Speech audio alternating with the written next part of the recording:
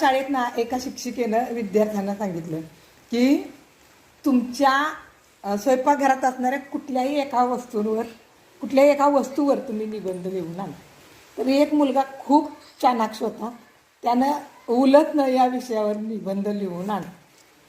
आता निबंध लिहिला तेव्हा त्यानं असं लिहिलं होतं की माझ्या आईला उलटणं खूप आवडते. ती भाजी करताना, भाकरी करताना, चपाती करताना उलटण्याचा जोरदार वापर करते. एवढंच नाही तर सुकलेले कपडे काढण्यासाठी देखील ती उलटण्याचा वापर करते.